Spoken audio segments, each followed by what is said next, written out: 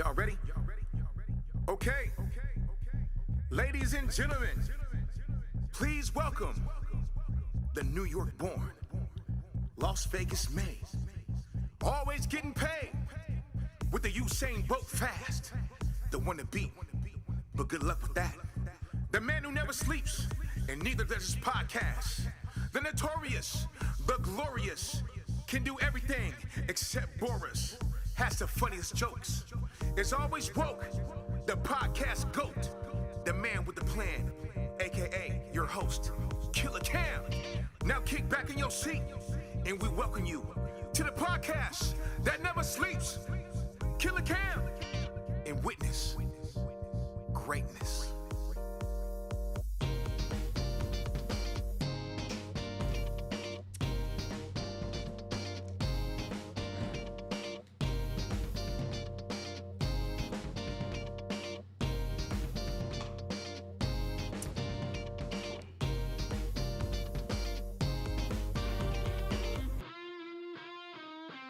Ladies and gentlemen, welcome back to the podcast that never sleeps. I'm your host, Killer Cam, aka Chip Boy. And with me always, the incorrigible Jah Resurrector. Oh, we need an applause drop for you? Yes. And a laughter drop for you. God. You three people. You guys. No, wonderful to be here today. Excited for this episode. It's a good episode. And you know what it's special about this episode, Jared? Tell me. It's our Icosaversary. You're right, it is. It's our 20th episode. Boom. Bang, I like that. bing. Icosaversary. Yeah. That's cool, man. I just came up with that just now. It's brilliant because it makes me think of Dungeons and Dragons, the 20-sided dice. Yeah. Yeah. Exactly. Nice. Nerd Genius. culture, baby. Yeah. We in it. Woohoo. We in it. Starting off with D&D. Yeah. Oh, everyone's already changing the... They're gone. Oh, no. So, yeah, I'm really excited about that. 20 episodes. It's gone by actually pretty quick. Yeah. Yeah, right? Mm-hmm. Pretty wild. I remember, the solo episodes. I was looking back and just adding, like the Patron in the description and all that kind of stuff. And I was like, wow, like the show's changed a lot, but also hasn't, but also looks similar. I don't know. It's just little things. Very cool. It's so cool. But it's cool to see. Yeah. It's cool to see the genesis evolution, and the evolution. Exactly right. So we have a lot of cool stuff in store for this episode. Yeah. Do you want to explain the meat of this episode, or do you just want to start with our famous segment? I do want to explain just what the topic is today. Right. But then we'll tell move the people. on. Tell the people. So war. That's the topic today. It's like the beginning of which one is that? Which Star Wars? It just says war. Oh, you're right. Yeah, one of the intros of I think it's like episode 2 or something like that. Something like that. Yeah, war. Yeah. One of those ones. But that's exactly what we're talking about, and that's what everyone around the world seems to be talking about right now. With good reason. With good reason. Yeah. I mean, World War III is something that people keep mentioning on the news. Is that where we're headed? Yep. So we thought, let's take a look back at the past world wars. What started those wars? Yeah. Why were the lines drawn the way they were? Were there any shadowy conspiracy elements that helped push these wars forward, and why?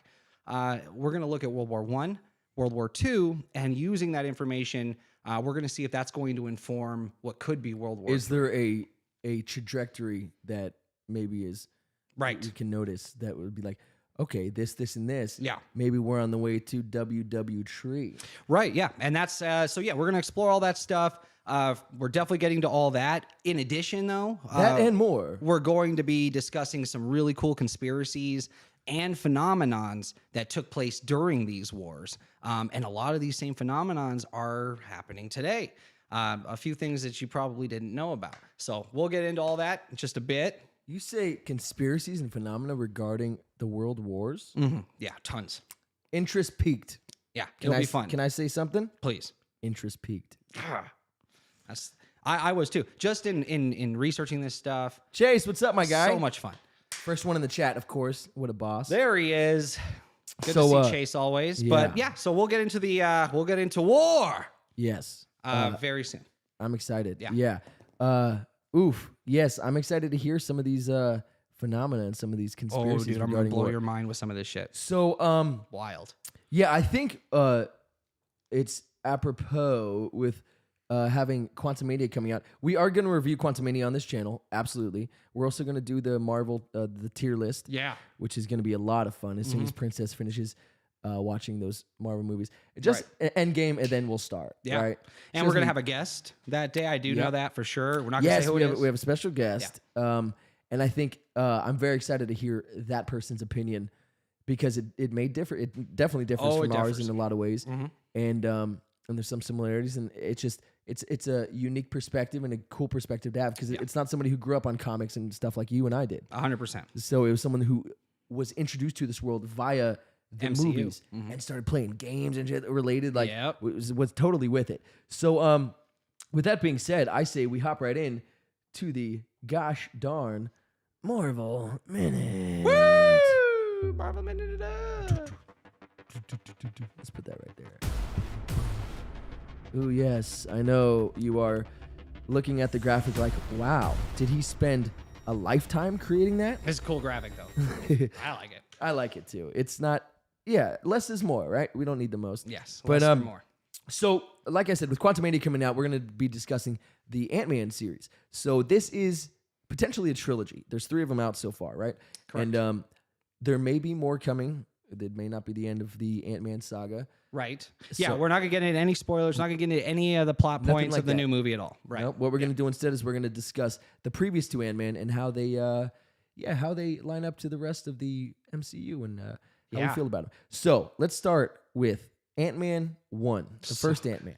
I loved that freaking movie. It's no really expectations. Good. I had no expectations. So I did, and I'll explain why I had expectations.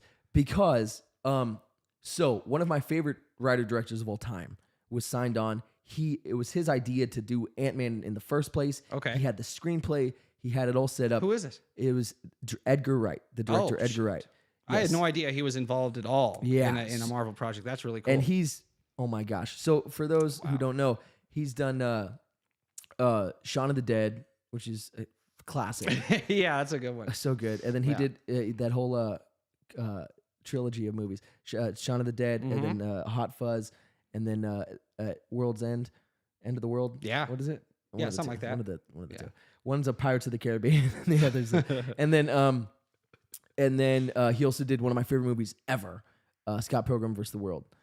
And that is one of my favorite all-time movies too. Perfection. Oh my gosh, it's so good. The way they made it a video game, and it's so much like the actual graphic novel. And the actors were all on point. So, but 100%. And I know we're supposed to be talking about Ant-Man, but real quick, think of, and that's why he would have been perfect to do Ant-Man. And he even dropped a teaser. Oh, he would have done well. Oh my God, he even dropped a teaser, and it was literally they just took every idea he had from him jumping over the gun and running on the gun barrel. That was all from that teaser. Yeah. So why didn't he do it? Do you know? Creative differences. So I think they were like, we want to pepper in all this stuff about the MCU at large. Wasn't this the same time frame too, where they lost their Avengers director because of this kind of stuff? No, this was before that. Okay, so Whedon was still on. Yeah. Edgar Wright just said no. Yep. Okay, and so that was kind of the beginning of people saying no. Yeah, and then so Peyton Reed signed on. Peyton Reed, the director of such classics as Bring It On. Yeah, great film. I don't care what anybody says. That's a good movie, man. It's rewatchable when I say like classic, a mother. I'm not being facetious. For some reason, it's just a good fucking movie. It plays. It still plays. Yeah. With Eliza Dushku's hardcore character. Yeah, who doesn't remember that? Burr! It's cold in here. There must be some toros in the atmosphere. I said burr. Yeah, come on. And the beginning... with the big red and the whole torrents coming up with her. That was her nightmare. Her nightmare, yeah. The spirit stick. Again, I mean, come on. Good cast. All those people ended up having huge careers. Yeah. But so what I was going to say about Scott Pilgrim is think of who they had as the evil boyfriend. So that you have Chris Evans, fucking Captain America. Captain America. He's so good in that. Yeah. I'm a big fan. Of course you are. So good. I know. Yeah. So great. But and then they had Brandon Routh, who played Superman, also in the CW series. Yeah. He played the Atom. Yes. Yeah. And he's great. Yeah, he was the vegan and he had vegan powers. Yeah. So but then funny. It was sort of like what you were saying last episode. I put the drink in front of me. I put the drink in front of me. Because remember, he switches. One has creamer. Yeah. And he thought about putting it in the other one. And then that's where he drinks it. And so the vegan police come in with their and they finger take his guns, powers. And they take his powers. It's genius. So good. But so the first Ant-Man. So I had high expectations because I'm like, Edgar Wright is making a fucking superhero movie. This is going to be the apex of film. Like, I was so excited. And then I heard he left the project. I'm like, yikes, man. Yeah. And then I heard that Peyton Reed signed on, and I was less than enthusiastic, obviously, because it's fucking Peyton Reed. But to my surprise, the movie turned out pretty darn good. It's great. Paul Rudd is always a home run. Yep. Yeah, and he got into like killer shape for the movie too. Yep. He like actually looked like a superhero. He did a good job. Absolutely. Yeah. I've always loved Evangeline Lilly from Lost, which I course. still will say, and I will fight you. Lost is the greatest show ever to touch television. Ooh, we might have to do a conversation about that. I was thinking about it on the way to work yesterday. I'm like, because I was thinking of this one episode. Remember when Saeed is getting tortured? Yeah. I was thinking of that episode because for some reason I thought the girl might have been the same girl as in one of the not Casino in Casino Royale. Mm-hmm. I'm like, is that the same person? And then I'm like, oh yeah, what about that show? I'm like, dude, how sick? Because the show would start, and you'd be like, oh cool, they're all on this fucking island, and then you'd see Sawyer go off and do something, and then it would, and it's like, oh, it's a Sawyer episode. Yeah, Fuck! I used to love the flashbacks. Yeah, and you're like, oh, a Hugo episode? Like, what Yeah. the fuck? This is going to be wild. Yeah, flashbacks were cool. And then how it tied into the overarching story Yeah. of what's happening on the island. Yeah. Just brilliant. What sucked me in, dude, was a second episode. First episode plays like a new NBC show, sure, right? They're yeah, trying yeah. to, there's a lot of shows Big that budge, kinda, fucking, right. plane crash. But it was interesting. But the second episode, when they get that signal, and then their small group goes off to investigate where the signal's coming from, and it's 14 and years. on their way there, Oh. they're attacked by a Polar polar bear. Yeah, that's where I thought you were going. And I didn't then know if they that was the second realize, episode. that the message has been playing for a couple decades, 14, right? 14 years. Okay, so 14, 15 years. And they just look at that. Because and they how go, old's the daughter? Because she was pregnant when she arrived to the island. 17 or something like that. She- Yeah, I think so it's like, she's like 15 or 16, something like that. right. And when they do the math, Yeah, That they do the means math. it's It's been playing playing on 16 repeat years, yeah. for 16 years, and they just killed a polar bear on a tropical on a island. tropical fucking island. And then Yeah. they look at each other, and Charlie says, "Guys, where Where are are we?" we? And I End was of like, episode. "This is a fucking show. Let's do it. That's how you Let's fucking go." start a show. Yeah. So I was sucked in ever since. Oh man, no. And So. to the last episode, I mean, it didn't end how everybody wanted it to, but it We was so should much talk amazing about it. mystery built up. Yeah, There's a lot. We should dedicate to it. a good. Let's get to portion. Ant-Man only because I feel bad. But the we Marvel Minute always haven't goes talked always about it. Well, a Marvel Minute always becomes sort of the movie. Oh, yeah, for sure. minute, right? Yeah. But movie television minute. Mhm. But that's where Abrams put his name on the map. Actually, even before that, Alias. Yeah. Oh, What's yeah. his name? Tom Cruise is watching. They were trying to find a director for Mission Impossible 3, and he was binging Alias, and he's like, "Let's get this guy." Yeah. Never directed a feature film. He's so good. Yeah, and he got Abrams, and Abrams is killed. Dude, MI3 is one of my favorites. It's so good. But back to Ant-Man. I didn't have any expectations of what the movie was going to be. I don't like watching trailers, especially the closer it gets to the movie being released. So I kind of like to be surprised, right? I wasn't a fan of Ant-Man growing up. I don't have Ant-Man comics. I never owned an Ant-Man figurine. Not a character on my radar whatsoever. Not like the core Avengers group, right? And I was a pretty big Marvel fan growing up too. So no expectation. I'm like, okay, we'll see what this is. Who was your favorite character guy growing up? Kills it. Yeah, it's pretty good. So the first Avengers video game I ever played was on, I think, Sega Genesis. Yes. And the only two characters I would play as is Iron Man or Vision. That's Yeah, it. I remember. I loved Iron. I've always loved Iron Man. I just think he's just And the it was coolest all freaking white character. Vision in the game, right? Yeah. Even in Marvel vs. Capcom, I would play as War Machine because he was so much like I played Iron Man. Captain America was one of my. Yeah, he was my great. team. It was Cap, Wolverine. Yeah, Cap and How Wolverine. good were all those old games? Dude, so good. Dude, I used to love that. Yeah. You remember Sega TV? No. Oh, that was the beginning of the internet. That's how the internet was created, was from Sega TV. I want to hear about this, but Well, sorry, not the internet, broadband internet. sure. Yeah. Do you remember? And I bought it, and it cost so much money. It was an add-on to the PlayStation 2. I want to say PlayStation 2. And remember, it was Final Fantasy 14 online. You played it. We Oh, put it yeah, on the projector It was outside. an and we played it. MMORPG. Yeah. Yeah, but it was, remember, because it wasn't just like you just have wireless internet. No, Remember, I had to yeah. buy that. I had to buy this like $180 like extension or something. Oh, wow. And that you had to plug that in. That had the LAN because it didn't have LAN. Oh, in I it. didn't realize that. That's crazy. Yeah, it was a trip. How funny. Well, no. So this was during a time where all internet was dial up, and I'm sure a lot of people actually don't even really know this. Like Diablo and shit. That was Yeah. So Sega decided they wanted to be able to transmit video games directly to you, to your Sega Genesis. So the way they would do that is they would push video games over cable, and you would buy what was called Sega TV. It ran over cable. They were ahead of their time. Jeez. This was the beginning of sending that kind of data over in a broadband way. So everything was dial-up modems, and now Sega TV comes out, which allows engineering to expand into actual broadband internet, which was cable internet, bonded DSL internet. But now that's how we got high-speed internet. It was the beginning of it. You didn't have high-speed internet Bonded with DSL. Sega TV. Sure. You know what I mean? And so the idea wasn't even there yet. It was just a cool idea that every day you woke up and turned on your Sega, a new game would be Yeah, there. that's wicked. Very cool. I remember playing Diablo, and like my mom would pick up the phone. I'd be like, "Mom, you ruined everything." Oh yeah, with dial-up, yeah. With We're dial-up, talking, early Old 90s school, here. Yeah, mid 90s actually. Yeah, mid to late. Yeah. But yeah, so funny. So anyway, Ant-Man. So the first one, I thought, I'll tell you the stuff I really liked. Yeah. Paul Rudd, I like I said, is always a home run. Always knocks it out of the park. I loved and thought was such a clever little gimmick was Michael Pena. What's his character's name in it? Luis. Yeah, something like that. Yeah. Him doing the flash, the people talking and doing that's all the best. voices. Yeah. It's And he such would a cool, voice over smart it. gimmick. It's Yeah. so cool. And Yeah. I'm like, what do you mean we haven't to go in there? It's Yeah. like a woman's face saying that. We got a guy that can fly. fly, We got a we got a guy that can guy crawl can a wall. swing. Yeah, Yeah, it's yeah. cool stuff.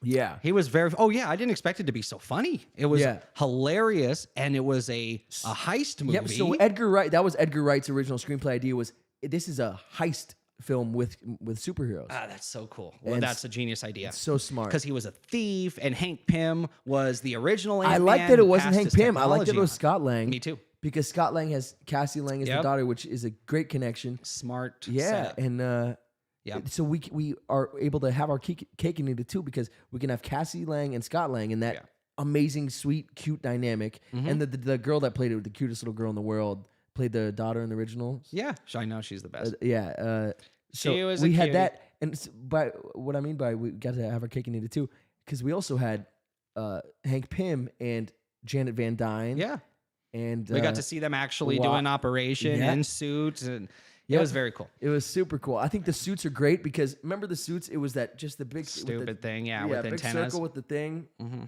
and so they just sort of made it similar but not dumb. More, like you would engineer it today, like, Exactly. with I like our technology. I like how in Endgame when they go to the 70s though, they pan and it has past the old mask. helmet. Cool. Yeah, super sick. Yeah. But so I thought Ant-Man was good. I liked that it was a heist movie. I thought that was different. I thought that was cool, and I love how that even in Ant-Man and the Wasp still very heisty, right? Yep. And that even goes into Endgame where it's a time heist that is his idea.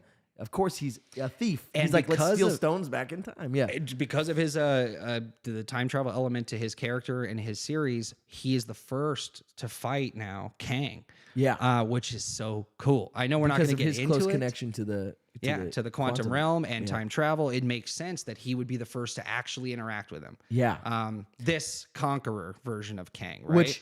Which is very different from the almost From the Loki one? lighthearted From the series Loki. exactly Yeah. from the one remains. Yeah, he who remains. Very different because one is he's like, I know how all this shit plays out, dude. I've been around the block forever, and he's like he's sort of just like waxing poetic, like jumping on the table and shit. Yeah, very and Willy then, Wonka. and the other one is like just very calm, collected, and like boiling anger underneath the surface, but like they say in the movie, no moves wasted. I love in the trailer where he meets Ant-Man. He goes, "Have I killed you before?" Yeah. Like the fact that he doesn't even. He's remember. like, "Are you the one with the hammer?" Yeah. He's like, I love "Sorry, that. you'll get confused." over Alluding time." to that he has killed Thor in some He's other timeline. killed Thor. That's ridiculous. Yeah. Right? He is like the most powerful Avenger. Well, even if let's forget power, Thor is easily, well, maybe Hulk, but the most durable. Oh, he's in the so world. indestructible. He took a star right to the face. To the fucking for like cool. continuously. Oh yeah, And it holding wasn't the just doors like open. it I know. was, like flexing his giant fucking. The heart of a biceps. dying star. You know what's so cool about that is I saw Neil That's deGrasse what Tyson. dying means. Yeah. I saw Neil deGrasse Tyson actually tried to figure out the weight of Thor's hammer based on the fact that it was forged within a dying star. Yeah. And it was somewhere like in the realm of like 80 Something crazy. billion pounds. Yeah. And so that's why not even the Hulk can pick it up. You have to have that magic to be able to pick it up because it truly, if it was made with that element, it is too heavy to pick up. Or there's I a just thought it was simpler cool. answer. You're just not worthy. Right, yeah, So obviously. good. But that, yeah, I just thought it was cool to see real science applied to that situation, and it works. It's pretty cool. Real science. Val Kilmer shout out. Yeah. Yeah. And then so yeah, I loved Luis. I loved even T.I. and the other guy, the guy from Oh yeah, he's The got a Dark good Knight. crew. Yeah, He's got a good little crew. Michael Douglas is Hank Pym, great. Ex-Con being the name of Very their company clever. is funny. So that's in the second one. Yeah. So Yeah. Ant-Man and the Wasp, I didn't love just because it's one of those movies like Captain Marvel where I felt like it was just they need to introduce these characters and stuff, and it's sort of just filler. What It's about a filler Ghost? movie. You didn't like Ghost as a villain? No, Oh, no, okay. no. I mean, What a horrible existence. the most You're miserable. constantly fading in and out of existence. But how they did that was so fucking cool. Like when she's walking, like one of her versions is like walking Yeah. like this, one's walking. They like more represented dangerous. it well. Very well. Very Imagine smart. ghosts or transdimensional beings. We talk about this kind of stuff on this show. Mm-hmm. Imagine if you are a transdimensional being and that is your plight, is that you can't help but fade between existences. No wonder you would throw people's dishes and slam their drawers right? and knock over chairs. Yeah, it's like, I hate everything. My life Yeah. sucks. Yeah. Yeah, so that's funny, and it might even be some truth to that. Yeah. Why they're so angry, these fucking things. Yeah. You know what's weird? I don't know. Maybe it was my theater experience, but this is going to sound so weird. This is one of those candid moments where you just get an insight into my psychotic brain. I really didn't like the villain because it looked like her breath smelled. Is that fucking weird? That's very strange. I don't even. What scene gave you that impression? The whole movie. The whole movie. The actress herself? Yeah. Oh shoot. Yeah. Well, that sucks. That's deeply personal. I know. I'm sure she didn't. I'm sure she was fine. I'm sure she's a lovely young lady. Yeah. But It's weird that that's something that would actually impair your. the judgment of the film. movie, yeah. It's absurd. I actually. know, like the sour. No, I don't want to get into it. I'm not going to explain it in great detail. I couldn't even if I wanted to. How do you explain smell that well? It smells like not like shit, but bad. Like what do you say? Yeah. Okay. But so that spoiled, no pun intended, the movie a little bit for me. That's funny. But I know Okay. weird stuff. Oh, by the way, I realized today that I Okay. might be completely insane. Oh, go on. Yeah. So, tell me if you do this. Please tell me you do this. Please tell me anybody else does this. Please tell if you guys out there do this. Please, God, please tell me. Okay. Are you afraid in any way to step on cracks when you walk? Okay. Not afraid of it. Like where I think But if I step on a crack, someone's going to get hurt. No, but you actively like avoid stepping on. Yes. Okay. Yeah. And if you step on it, do you have to? If you step on it, like you have to because people are watching you. You say right toe. No. left So heel. that's OCD. Yeah. Also, I have another thing where if like 11:11 and I'm making a wish, Yeah. it will not come true unless I knock 3 times on the wall. Yeah. This is OCD. Do this, It's not a bad go, thing.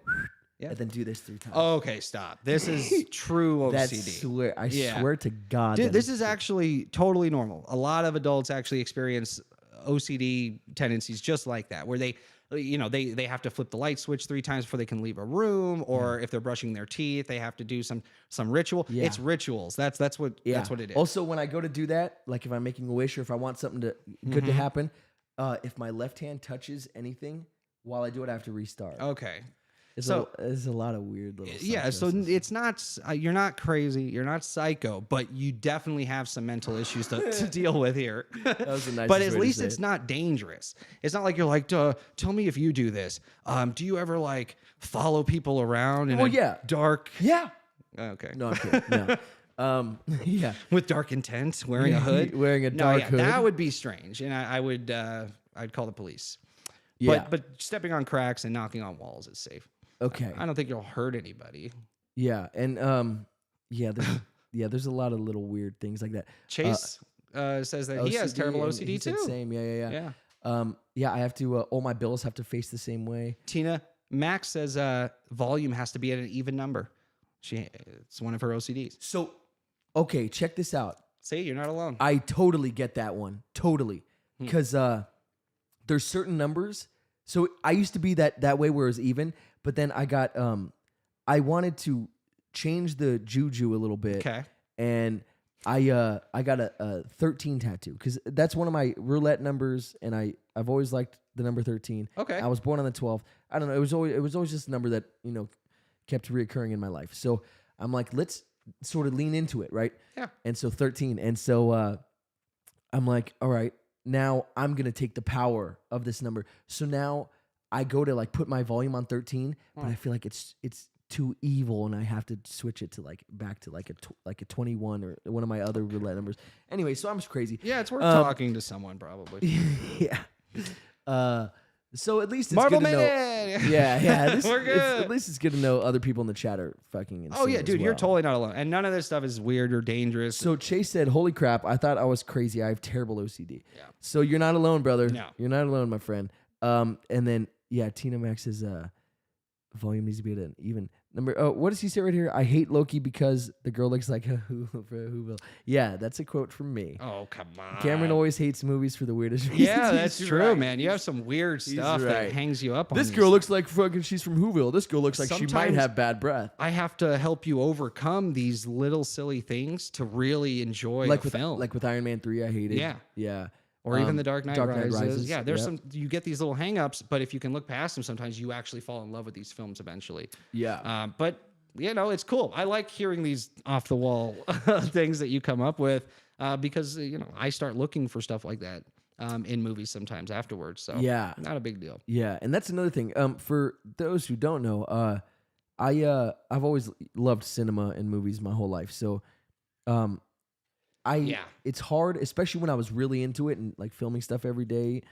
It was hard for me to watch a movie without being like, oh, they cut too early. Oh, they're doing this tracking shot. That's a clever idea. So I was never able to like ingest movies in a good like just lay back and chill and enjoy it. Yeah, and let it wash over me. I was always like, oh no. They did a tracking shot. They should have done a dolly zoom. Whatever the fuck. Like dumb shit. Don't do that. And Do then it thinking after. of the actor. Don't do it the first time. Yeah, thinking of the actor running their lines, and I'm like, don't do that was so like you could tell that was rehearsed. Pulls you right out of the magic. It takes away That's all why the I can magic. like such a broad spectrum of films that you don't. I think is because I can push all that stuff aside and just have fun with a film. Even if I know it's not the greatest movie, I can still have fun with it. And then afterwards, I can see all the little mistakes and things. Sure. So I'm sort of I'm the exact opposite. So to you said you loved Loki, and I want to love it. So, excuse me, I started watching like clips because I'm like I'm not going to dive into the whole show. I will eventually, especially after watching these clips. But I'm what like, do you mean you haven't watched it yet? Oh no, I finished it. Okay, I just want to watch it with a less critical eye. Again. Okay. Yeah, and especially Smart. because I watched it week. 1 week apart per episode. You don't get the full. It's like, oh fuck yeah, I remember I know this and exactly what you this. mean. I love But when going you back watch through back and being to able back. to, It's like, oh fuck, this as a whole is dive great. in for sure. Yeah. So but no, there were some parts I'm like, oh yeah, that's so cool. Oh yeah, Owen Wilson's so good in this. Like, there's a few things where I'm like, okay, this is actually really a cool show. Everybody's so good. But then it's funny because all the stuff I remember is the stuff I hated, like Sif running through and like kneeing him in the balls 100 times over. I'm like, why does that bother you? Because it's stupid and it's like silly, shitty fan service. It's not like it's not like good fan service, which I appreciate. I thought it specifically. Well, we don't have to get into it because it's. I mean, we could talk about this the literally Marvel for fucking hours. minute. I know. Yeah, literally. But honestly, I think it was.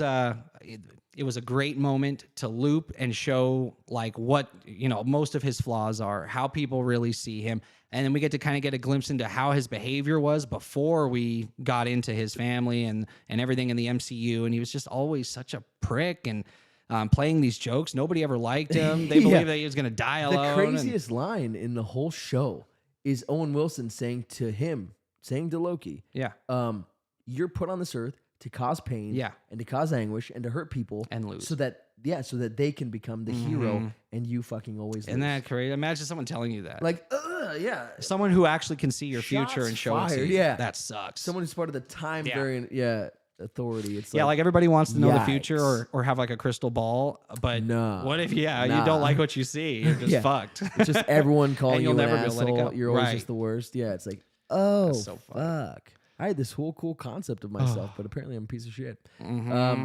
So anyway, Ant-Man 2, Ant-Man and the Wasp, forgettable. Loose ends for no reason. Who's the buyer of remember they wanted the particles, whatever the fuck it was. Who was the buyer? Wait, what particles?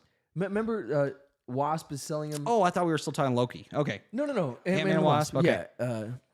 Wasp is selling. She goes to the buy. Yeah. And she sits down, and it's the dude. Yeah, what's his name? Whatever. So they were buying tech for their Yes, but quantum remember tunnel. he said, my buyer doesn't care about price, whatever. Yeah. And like she's like, who's your buyer? He's like, oh, I can't divulge.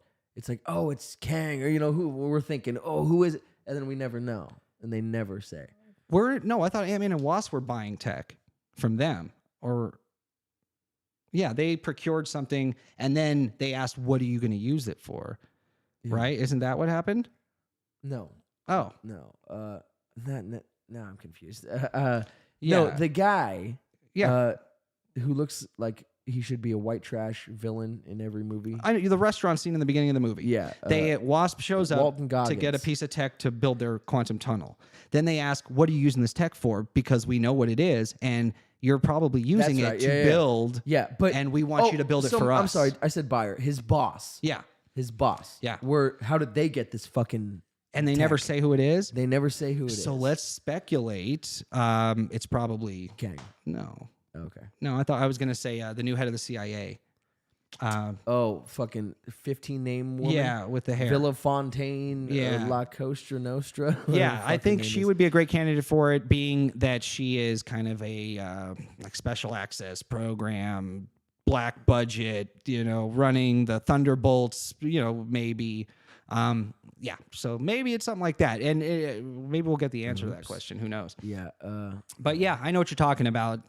Not really a loose end. I think it just kind of opens the door for something to connect to the larger world down the road. Yeah. That's how I take all of these, because we know none of these movies exist in a silo. They're all connected to other things. So anytime I see something's not addressed or that they left a thread, I just dismiss it. I assume we're going to get those answers, so it doesn't bother me.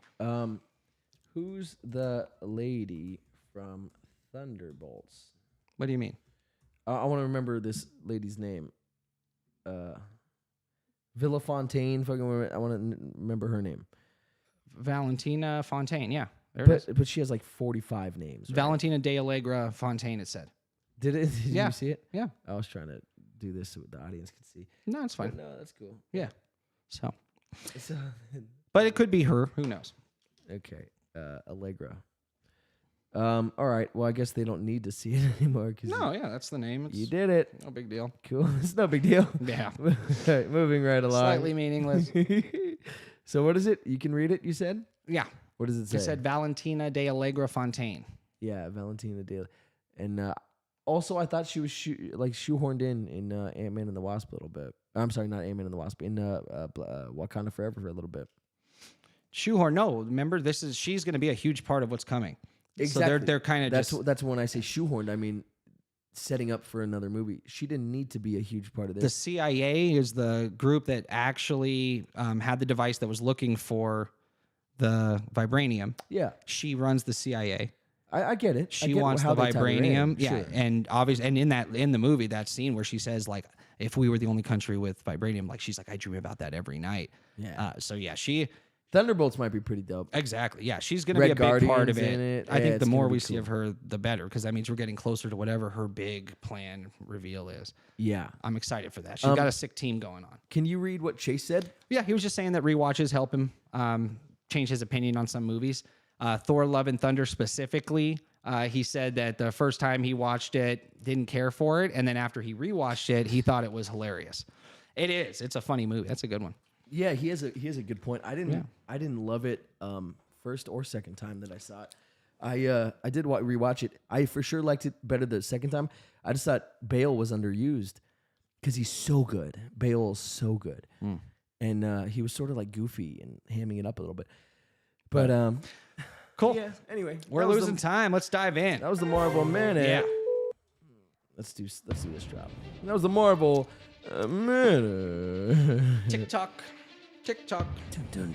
One man, one mission. 1 minute. Mars? Yeah. In 1 minute, can they talk about Marvel movies for hours? Yes. But is it called the Marvel Minute? Yes. Do they have the fucking good? Yes. All right. So Allegra Fontaine, you want to get into the meat of the ep? Yeah, let's do it. Let's do War. it. War. No. Yikes. Yeah. No. Now we get into the yes. Yeah, so let's do it. So I think a great way to do this is let's start from the First World War, and we'll work our way towards to present. Okay. So I can explain. I can set up World War I, Yeah. and then you can fucking take it Yeah, home with dive some, into I want to know, how did we get into World War One? What were the circumstances around it? And then I have some cool stuff, some conspiracy stuff surrounding World War One that most people might not know.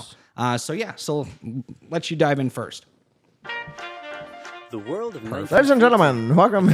modern technology, culture, and fashion. Truly the height of civilization. Let's have Right. a war. Riding an Everyone knew a ostrich. big war was coming. The height of All you viewers out there, for all you lovers out there, I just took copious notes, and then I'm like, let me find some visual aids, and then I found these videos, and they just said everything that I wrote, and I'm like, yeah. you know what? It's gonna save me, even though it was after the fact, but you know, it's gonna save me time on the podcast. Huge amounts of money that he was loaning out to these countries for their war efforts, but all of those countries as a unit would come to him with their orders for weapons and vehicles and aircraft and whatnot, and it was up to him who got those contracts, how they were dispersed, what companies got shares of that money. That makes him probably the most powerful person in the freaking world during this time, and that's on the most British are.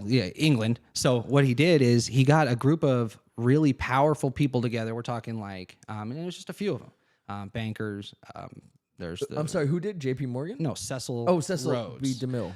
J.P. Morgan. This is on the American side. America's not in the war yet. He just has all the money and all the power of where that money is going to go. Right. Okay. Yeah. So he can decide what companies will, and the war effort is actually making them billionaires. Right. It's turning millionaires into billionaires. And by the way, just to put into perspective, the difference between million and billion. It's a big difference.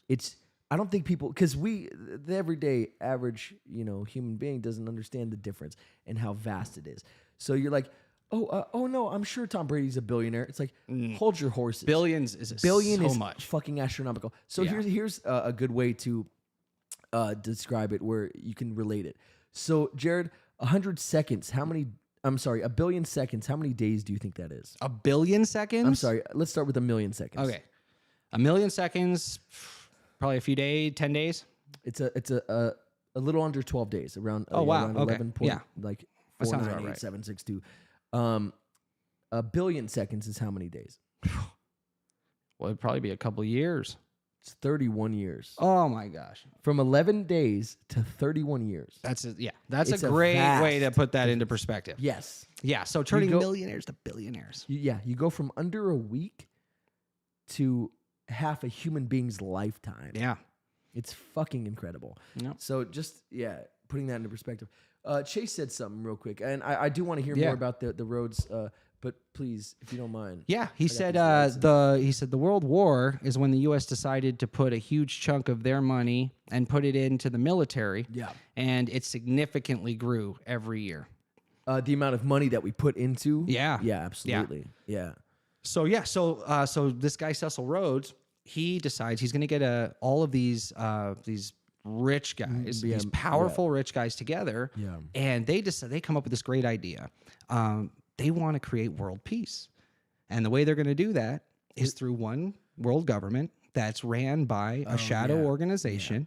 Now, this sounds. I was going to say there's no money in peace, but if you have a one government. Well, yeah, peace comes from a world war first, right? So the way they figured it is, if we can ally ourselves with key countries and eliminate a couple others, that from the shadows they can take over and actually run the world secretly and keep it in peace time, right? Yeah. That was the idea, and it sounds crazy conspiracy stuff, but it's in his fucking last will and testament. That's how we know about it, right? Yeah. So this is out there. You can research it more, the Rhodes Roundtable. I don't know. I feel like in my last will and testament, though, I'll put some wacky shit. Like, by the way, I am DB Cooper. You know, like just some wild shit. Right, yeah, that'd be funny. I don't know. It's I don't even think about that, honestly. It's You're like, never how do been I thought answer of. this Yeah, question? that's a weird question. No, I wouldn't say I'm DB Cooper. Right, but it's just so. I mean,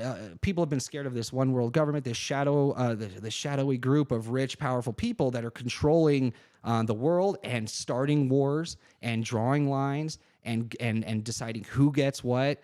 It was actually really happening during this time, during World War I. They were trying to create a one world government, and they were trying to run the world NWO. from behind the scenes. And so all these crazy people with the hats, the tinfoil hats that are always like one world government, and there's a shadow government and all this. I mean, this was the beginnings of that, right? This was the proof of something like that was actually happening, and these were the people that could have made it happen.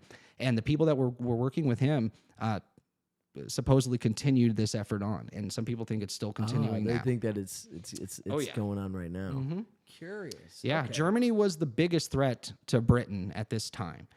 So making them an enemy and destroying them would help Britain a lot, and this guy Cecil Rhodes specifically and his friends. Cecil B. DeMille. So it was a good idea to get the U.S. to help out, join forces, and destroy Germany. That's what they wanted. This shadow organization. Yeah. By the way, Crazy stuff. Cecil B. DeMille is a old school director, really talented old school director. Yeah. If you're wondering why I keep saying it. No, I know who that is. Okay. Yeah. Yeah. So real quick, we have to interrupt this program. Interrupt it. So we do have to interrupt this program just to say we want to thank our sponsor for this episode. So let's play happy music. Happy. So, ladies and gentlemen, the sponsor of this episode is you. Thank you so very much, guys. You guys are the bee's knees. You are the cat's pajamas, and you are the cat's meow. Yeah, also. that's good. Yeah. And so we got the brilliance, we got the goods, we got the fucking information, right? We got the funnies, we provide the gigs. All we ask in return, guys, just make sure you hit that subscribe button, make sure you hit that like button. Yeah. It means a lot. It helps us vastly. And if you want to go even further and you're like, oh, these guys are the best, and I want to make sure that they have the best content possible, go to the description and join our Patreon and become a patron today. And make sure you always hit our live episodes, because just like Chase is doing right now, he's saying where the show goes based on his comments. Yeah. Because we keep an eye on those comments. Yeah. So we want you part of the conversation. Always. Yeah. That's the part of the show is it's sharing ideas. We talk about some interesting topics on the show. And so it's good to hear these different points of view. Right now is a hard time to really know what's real, what isn't, what to think. Yeah. Why not join a group of people where we can talk about this stuff openly and just see where it goes? Yep. And it's civil discourse. There's never you're stupid for having that opinion. It's never that. But anyway, so we appreciate you. Yeah. Thank you for watching. Thank you for liking. Thank you for subscribing. Thank you for turning on that bell, that notification. And yeah, I'm very excited that you guys are a part of this, and we're growing every day, guys. It's our 20th episode, so Yeah. it's very cool stuff, very exciting stuff. And also, by the way, this week we are premiering a new show, and it's one of several ideas that we have. We have a lot of stuff cooking. Yeah. And this is one of several ideas I think you guys are gonna dig. So this week, stay tuned. You will be seeing something really cool. Yep. So thank you guys again, and let's get back to the show. Cool.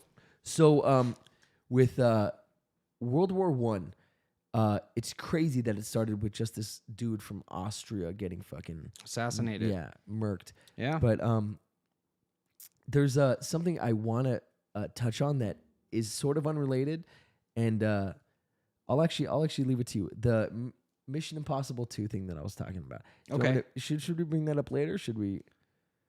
Yeah, let's do it after the war. Yeah. Cool. I like it. So I have another video. I got many timestamps though, because it's sort of long.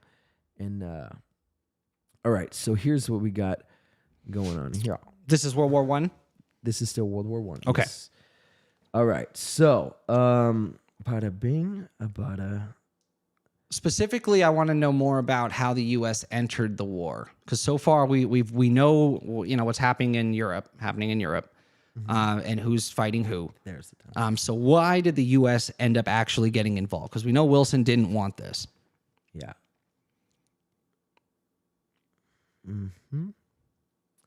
Yeah, and I remember learning about the Lusitania growing up. People to support the war effort.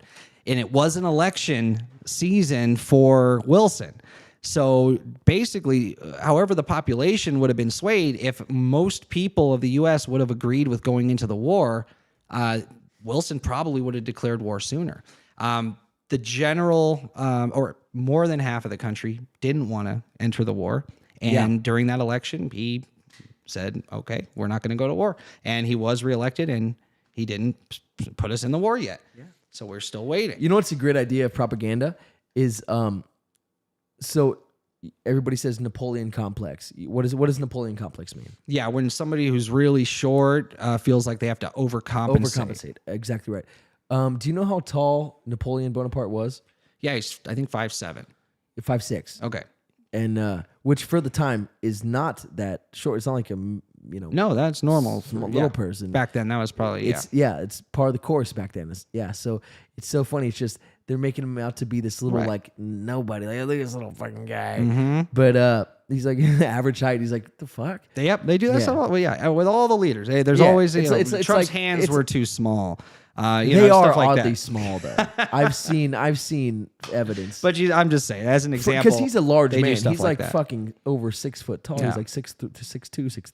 Mm-hmm. So for him to have these tiny hands. Do you remember that Burger King commercial? No. He wanted to eat the you're Whopper, right. But I got these tiny and hands. they were like super small. Yeah, they were like baby's hands. So so I know there was attacks on the trade routes. So yes, okay, there was on the supply chain. That's huge. Yeah, brilliant. That's usually Smart, a catalyst. Smart move. Mm-hmm. Yeah, to get a country involved in a war. So World War II, Japan trading has a lot to do with World War II. We'll get there. But all right. Yeah, I'm excited. Think of all, I talk about intent a lot, like when we are talking like paranormal, things like that. Like, what is your intent? Like, what do symbols mean, right? Why do they have power? And if you take a bunch of people that put their energy into something, we know measurably, scientifically, that we can change our environment. We can manipulate our environment. And that the energy that we can give off can change things. There's dozens of experiments that you can look up. They're very interesting. The random number generator experiment, the experiment with the water jug, where they had the water and the different people in different moods would come in and it would change the molecular structure of the water. So we know energy can. So imagine a symbol like the American flag and what we know that it stands for, what the people of America believe it to stand for, and what the people of the world believe it to stand for. And if you imbue that intent into some symbol, it's powerful. Very you powerful. could feel it. And I agree. When I see that flag, I feel it. I know. It's a symbol. Because these state flags, sort of very meaningless to me. The funniest thing is California's flag has the grizzly bear. Yeah. Which is like, it doesn't even exist in California anymore. Right. They Sad. literally got rid of them. Yeah. So nuts. Yeah. But grizzly bears were literally going around killing people, eating people. So yeah, but they got rid of them. But so Chase said, actually, Joe Rogan, I've never heard of him. No, so Joe Rogan, I'm assuming he means. yeah. He said he met Trump and his hands were normal. So that's more propaganda. Yeah, it probably is. That's So why I you're brought it up. Yeah. But who knows? Yeah, maybe the videos I saw were like manipulated. Who knows? But I was like hearing both sides of the story. So So cool. yeah. So are you ready for? Yeah. So that's the end of my World War I. Yeah. As far as conspiracies go and phenomenons, the Rhodes Roundtable, that's something, if you're interested in that, dive into that. That's a if lot. you're interested in shadow governments and those types of conspiracies, Because Illuminati. that's so many cool conspiracies sort of tied into one, right? Yeah. Oh, and then it makes It's like you a question. one world government. It's sort of like an Illuminati Yeah. thing.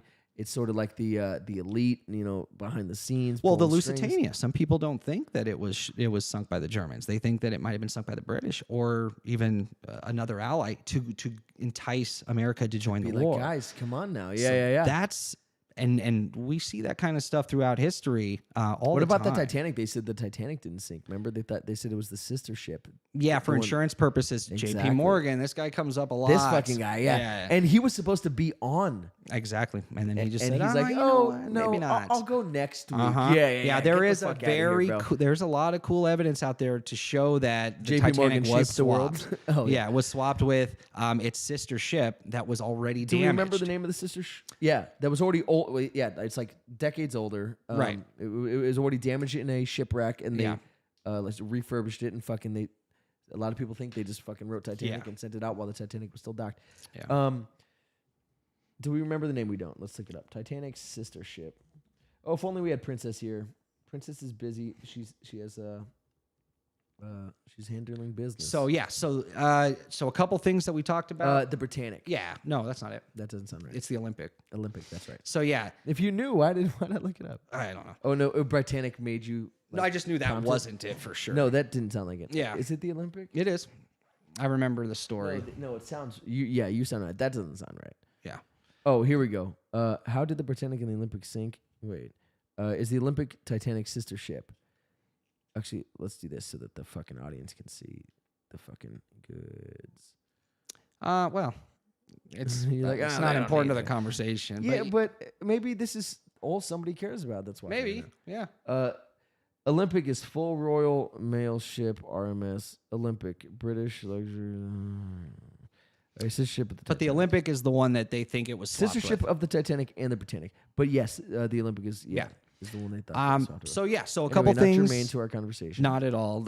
So a couple things you brought up in World War I that I think is going to be important for the further conversation was what drove the U.S. to join the war, the supply lines being attacked, and the main key players on each side of the conflict. So with that, yeah, let's dive into World War II. Okay. War II. World War. Yeah. We're getting reports now. There is a second war. A war regarding the world. War of the world. Yes, there are aliens invading, and they might be able to catch a cold, perhaps. Well, I'll tell you right now, when we start diving into World War II, there are so many freaking conspiracies surrounding World War II that I couldn't even, with 5-10 shows, get into all of it. But there are some really cool phenomenons and some really cool things that I'm going to bring up around World War II because a lot of it's happening right now. So let's see, how did we get into this conflict? Double. Let's talk about World War II. All right. You got it. This video was made possible. It's wild. Shut your beautiful mouth. Oh, so many crazy conspiracies. And so much great technology came out of this war. It's unfortunate that the military-industrial complex really does push technology forward. It just is what it is, military I know, funding. Unfortunately, because the fund, exactly right. Yeah, That's where the money goes, and that's the where money's the there. breakthroughs will be. Of course. All right. So World War II. Yeah. With This video was made possible by troops to. You know what? What's this one about? Here, back in Africa, this is just Britain decided sort of- to ricochet off and hit someone else in the conference room. meeting and said, "Pykrete. You take some wood, you take some ice, you put them together, you get pykrete." And then he pulled out a gun and shot some wood and it shattered. And then he shot some pykrete and the bullet ricocheted off it and hit someone else in the conference room. Yeah, but Hitler launched the largest ground invasion in history, and Stalin was far from ready. Both Churchill and Roosevelt had warned him of an impending attack, but he dug his head in the sand and the Soviets didn't stand a chance. Yeah. Germany made staggering progress, with huge encircling movements capturing mind-boggling numbers of Russian troops. 250,000 at Bialystok, Minsk, 300,000 at Smolensk, nearly 700,000 at Kiev, and again at Vyazma and We're Bryansk. coming back to Leningrad America. was put One under a sec. siege that would last an insufferable 4 years. The invasion of Russia had been Hitler's main ideological goal from the beginning, and his hatred for the ethnic peoples there was now unleashed in all its fury. The Eastern Front of the Second World War was brutal for all that endured it. The Germans were now inside of Moscow, and that's it. It's all over. But then it happened. It got cold. Stupid cold. Hitler had hoped the Soviets would give up before winter, but they kept fighting. His commanders came to him Winter and said, soldiers. "Can we please dig in for That's the where winter that and wait comes until from. That's the spring?" term, No, yep. keep going. But oil is literally freezing inside our vehicles. That's fine. Keep going. We're having to leave Yeah, the corpses a of winter soldier never stops fighting. Yeah. And a summer soldier. A Russian, soldier. our frozen horses by the side of the road so we can still find our way in the snowdrift. Perfectly normal. Keep going. Hitler hadn't given his millions of men winter clothing and supplies because he thought he really should have won by dirty. now. Then, Come on. Stalin called in troops from the Siberian front, specially trained to fight in the Yeah, extreme these cold, guys. and the Germans It's were nothing no to them. match. They were now being pushed back. Yeah, they had no right? choice Yeah. but to dig in and wait for winter to end. Yeah, Germany's they went out there with no shirt and hard nips, and they're like, Yeah, on a horse. yeah. victories were staggering, and Japan was eager not to miss the victory bus. Their war in China had come to a standstill, but they wanted to keep expanding their sphere of influence and getting those sweet, sweet raw materials. They began making plans to expand southward, but there was a problem. Southeast Asia was heavily colonized by America and Great Britain. It was also full of ocean. Ocean meant naval combat, and there was no way the Japanese Navy could stand up to the US and the UK. So they thought, wouldn't it be nice if we could destroy their navies before we begin our conquest? And What does so that it lead was. to? On December 7th, 1941, the Japanese launched a surprise air raid on the U.S. Pacific Fleet at Pearl Harbor and inflicted What a huge sneaky amount of damage. little They also battle that attacked was. British So, colonies. and did you hear the reasoning behind it? Yeah. No, go so, ahead. Oh yeah, I'll explain. So they said, shit, we can't go by land. I mean, it'd take forever. If we went by sea, that'd be great. But our naval forces suck, and it's the Americans. Their naval forces are great. Pearl Harbor specifically, What- right there. Yeah. What if we fucking destroy the boats while they're in dock? Yeah. So we'll be good. And they attempted, and they got pretty far, but Radar was new at the time, and the guys at Pearl Harbor, at the radar towers, there was only 3 to cover all of Pearl Harbor Naval Base, and they were only manned 3 hours a day. They did have a man during this attack, and the radar operator saw the ships coming in, and he reported it. And his superior said, "Oh, I think there's actually some bombers scheduled to come back around this time today. That's probably who it is." He's like, "Ignore it. It's probably nothing." Almost word for word, he said something to that effect, like, "Oh, it's nothing." And just let them right on through. So it's not like we had no warning. We did see him coming, even though we only manned radar 3 hours a day there. They saw it, and they didn't do anything about it.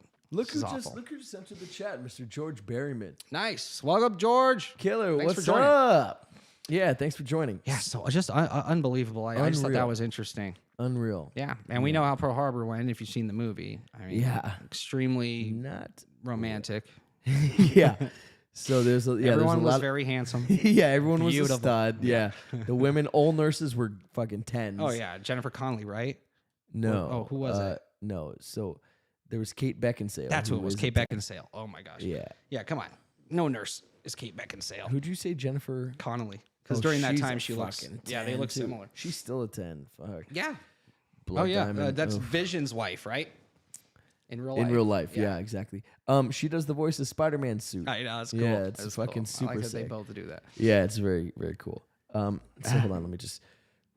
It really Just is content crazy, to fire, Chase. fire. in Southeast Asia. What did Chase say? Just Oh crazy. yeah.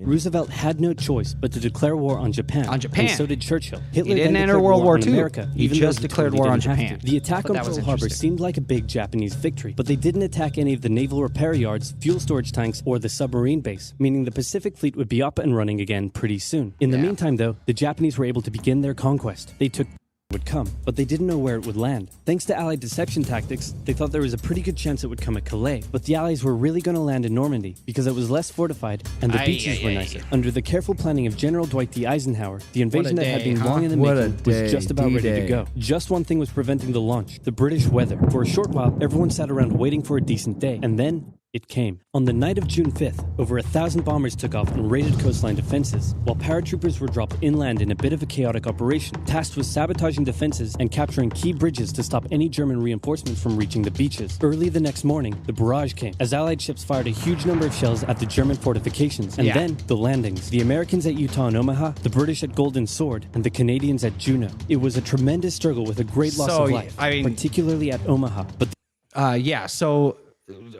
D-Day, pretty famous. But I think the real takeaway here is what really pulled us into the war was a surprise attack by one of the allies of an enemy. And leading up to that was our allies needing support to fight a war overseas and that we were trying to stay out of. We gave support in the ways that we can give support without entering the war. But eventually we got snuck attack. Yeah. So I just got a little bit more, and then they began their movements inland. Like they took the port of Cherbourg and the city of Caen. The Americans moved south to capture Brittany. Then, in a massive disaster for the Germans, British and Canadian troops from the north and Americans from the south trapped the German 7th Army in a near wipeout encircling movement. In August, Allied troops landed in the south of France to little resistance. West, and the Germans were. General Patton's Third Army then managed to break the siege from the southwest, and the Germans were pushed back. Hitler's last-ditch attempt had failed, and what followed was a total collapse of the German forces. The Allies pushed into Germany from both sides. The Soviet Union took Warsaw and kept pushing to Berlin. In his bunker, Hitler realized all hope was lost. Berlin fell, and with it, Hitler's dreams of a great German empire. 2 of the Axis nations had been knocked out. 1 to go. The Americans began their assault on Okinawa, the last island before they would reach the Japanese mainland. The desperate Japanese fought hard, launching kamikaze attacks on the U.S. ships. The citizens of Okinawa suffered through the terrible fighting, but in 2 months, the island was captured. The Allies now had to make a choice. Either continue the devastating struggle up the Japanese mainland, or they could try to coerce the Japanese into surrendering now. In July, the first successful atomic bomb test took place in New Mexico, and the destructive weapon was ready for use. America and the UK were also seeing the Soviet Union not so much liberating as occupying its captured territories, and so they wanted to put on a show of force. On August 6th, the A-bomb fell on Hiroshima. Then, on the 9th, Nagasaki. Crazy. Yeah. The cities were reduced to rubble. And for the people living there, it was a terrible fate. But for the Allies, it achieved their main aim. In September, the Emperor announced Japan's surrender, saying the war situation has developed not necessarily to Japan's advantage. Could you imagine you invade Pearl Harbor, you're like, all right, let's get rid of their naval, then we'll fight. And then they're like, oh, I guess we got to use our trump card. Yeah. And actually, I think more people were killed in the bombing raids of the capital city in Japan than were actually killed by the nuclear. But still devastating, and it is a way to just to shut everybody up for a second and say, look at where we're going, guys. Look at where we're heading. Oh, this is a thing now. Yeah, let's calm down. Oh, I like your bayonet, super cool, but this is a thing now. So, yeah, 6 years. Right, almost the war end of was finally over. segment. The Allies occupied Japan for 8 years. The Emperor was allowed to keep his position, but General MacArthur made sure this picture was printed in the Japanese press to display to the Japanese people that their Emperor was not the divine, powerful being they had believed. Germany was divided between America, the UK, France, and the Soviet Union. In 1949, the Allied sectors were united into West Germany. The Second World War had been more terrible and destructive than the first. In its aftermath, 2 major superpowers with 2 very different ideologies had come out victorious, and the tension between the 2 of them would create a new kind of war. Yeah. A very, very cold one. Yeah. Whew. Wild. Yeah. So, I mean, so much to unpack in World War II and just so many crazy things. But I think something that is like a staple of World War II phenomenons are the Foo Fighters.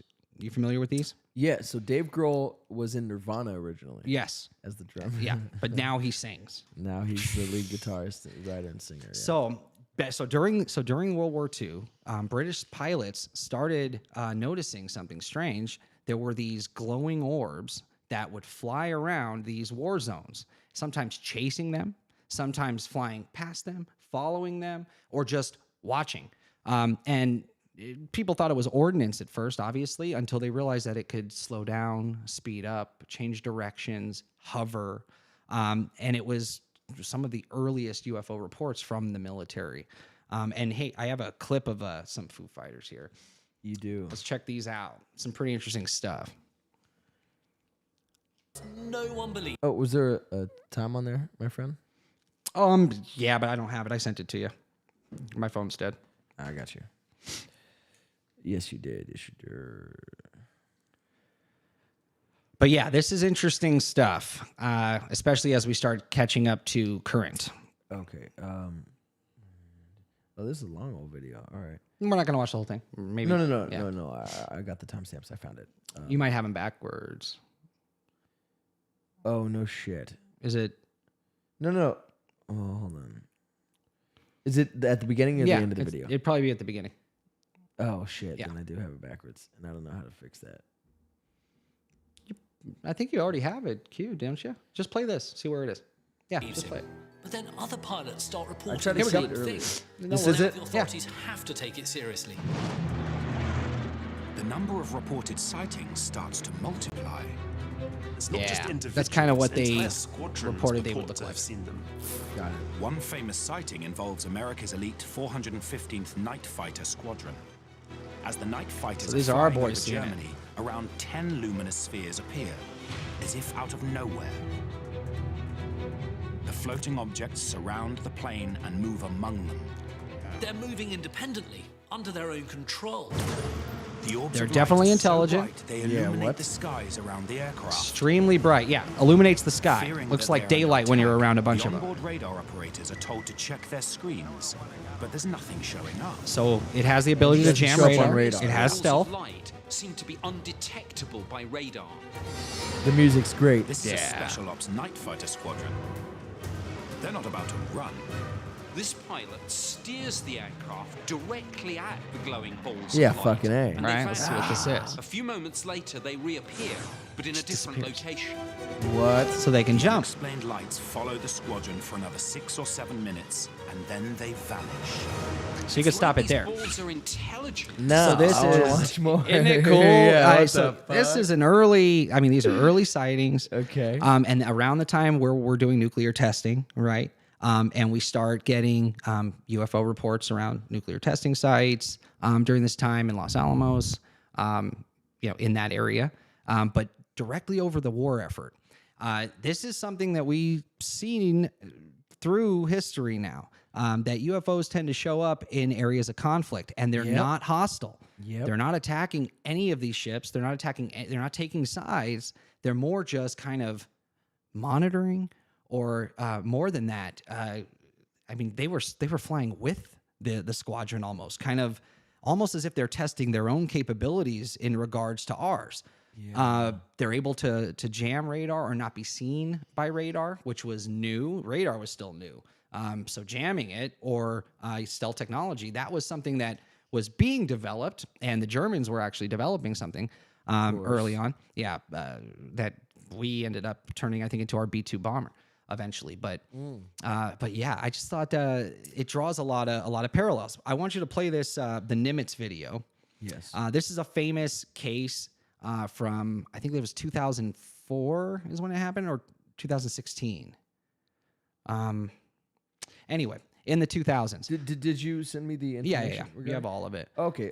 It happened in I can't remember the date, but this is one of the most famous sightings brought up recently by the Pentagon during all the hearings regarding UAPs. This was one of the main videos released in the New York Times article. No, we forgot that, or did we not get? no, there we're yet? not there yet. Okay, Yeah. cool. All right. So Nimitz. Yeah. The time. So I don't know if this is backwards. No, that should be correct now Okay. because I probably fixed it. Okay. So Cool. then this should be. So the reason I want to play this now, obviously this didn't happen during World War II, but the reports that the military are giving during World War II about the Foo Fighters, it starts to sound a lot like this report of these crafts. You ready? Yeah. Angels 14 to take a look. Do you think that's our unknown? Man, not sure. Radar's This is actual audio. As soon as he got to the merge plot position, the object that he was intercepting dropped from 28,000 feet down to 50 feet above the water in 0.78 seconds, as I found out later the next day. Okay. That's ridiculous. As the Super Hornets get closer to the ocean disturbance, he 20,000 suddenly feet, spots another 0.7 craft seconds. above it. Yeah, a what the much fuck? smaller white object Look at this. with an oblong shape, hovering, then darting just above the waves. Something that they said looked like a 737 under the water is right under the surface, causing that disturbance you see. The object and is above moving it is around this. erratically, seemingly focused on the white water. The shape is similar to a Tic Tac. It's is the famous smooth Tic Tac like video. porcelain. It's not an airplane.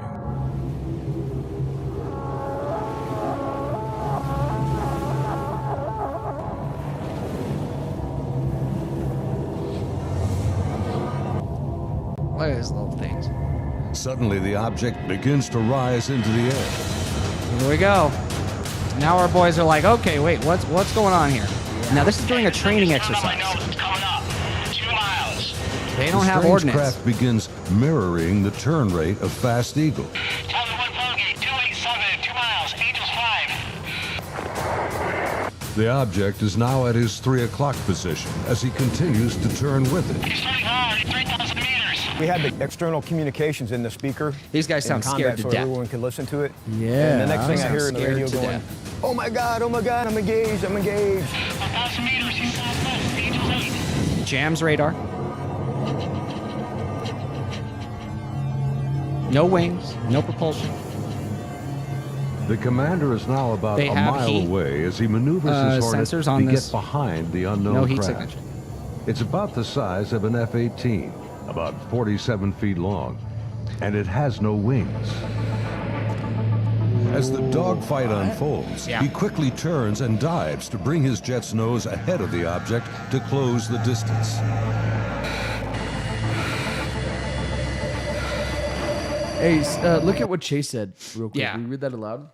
Yeah, he said, what is the gravity field around the spacecraft is causing the water to What look if? strange. Yeah. Yeah. Yeah. What if? We don't know what it was underneath, right? Was it pulling something to the surface? Was it investigating something under the surface? Or was it gathering data? Was something? Yeah. Was it docking? It was flying above it. It never touched it.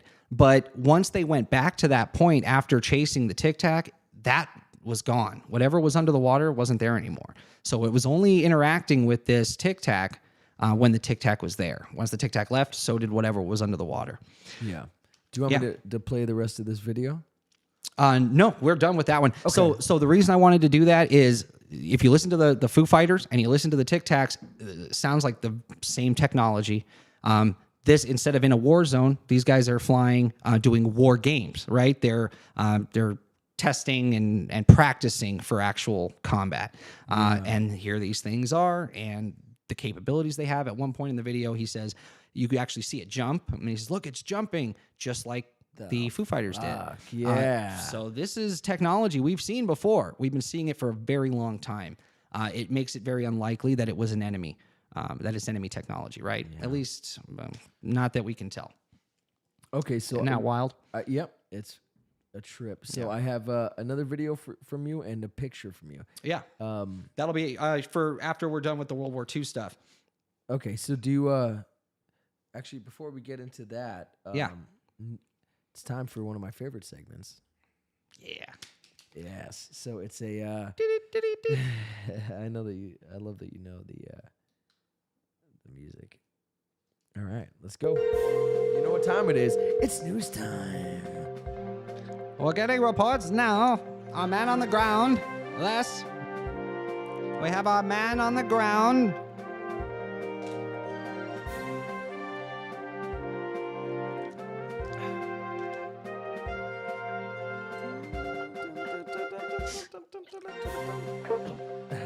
We started. Sorry. Interference. All right, I'm here. Sir, Les, Mr. Correspondent, are you there, sir? I am here. Hey, how you doing? Doing lovely. How are you doing today? Very good. Interesting show. Yeah. Yes. Interesting stuff.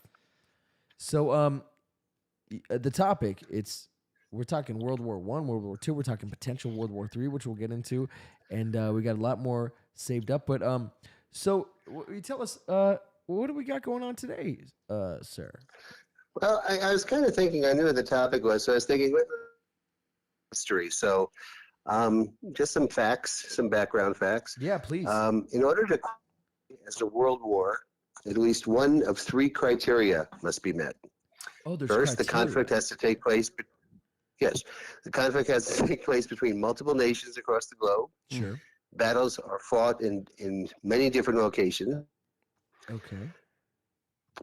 And it has to be, the war has to be fought against great powers with significantly advanced technology. So just kind of background. There are actually rules about war. There is law about war. Sure. I mean, it's interesting how it's true. Yeah, it's true. Terms. And historically, going back to history a little more, there are four causes of war typically, or historically, which was political, strategic, operational, and tactical. But, and I think Jared mentioned before, today it looks like some of the wars are being fought for ideological reasons. Yeah, I was gonna say, yeah. Tripping. Yeah. Which is strange. Yeah. Because you're representing. Because you can understand if somebody's killing your leaders or they're taking your land or whatever. But they don't have the same beliefs, so. Yeah, but I guess there's been let's get rid of them. Man, religious wars historically too. So anyway, yeah. And I was just on the laws of war, which I mentioned. It's interesting. There's documents on what the actual rules are, which apparently don't matter anymore, right? Because you break them, and they say, oh, you broke them, and that's it. And then they don't go to trial or anything. Yeah, it's just like, oops, sorry. But the laws of war are military necessity, distinction and proportionality, and humanity and honor. So you can read into any of those or look up a little more. But again, it's the idea that you have to not kill non-combatants. Be humane. Yeah. Come on. That sort of thing. But that's kind of all out the window too. And and looking at current, I mean, here we got Putin today suspended his participation in the START Treaty, which is the last of the nuclear treaties we had with him, although he was violating it already. He wasn't doing the inspection, so I don't know what that does. Yeah. And he's trying to, China's talking about supporting him now. So frankly, I mean, there's just so much brinkmanship nowadays. Yeah. And it's by people that I don't think any of us trust. Yeah.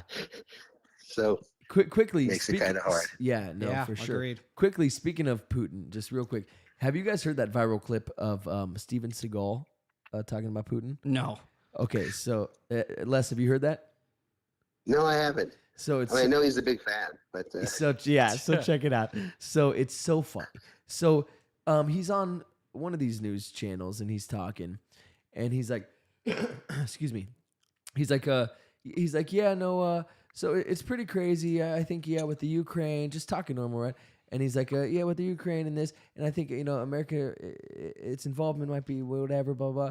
And then he's like, but the thing is, just what I believe is Vladimir Putin, and he says it with such like a thick accent. Oh, that's weird. Yeah, he's talking so normal. Yeah, but he wants to like pay like service to his name. That's weird. So he doesn't want to. He wants to say it like with the perfect fucking pronunciation, because that matters. to him. So he's like, right. So yeah, so I do a martial art that that is meaningless, but Vladimir Putin.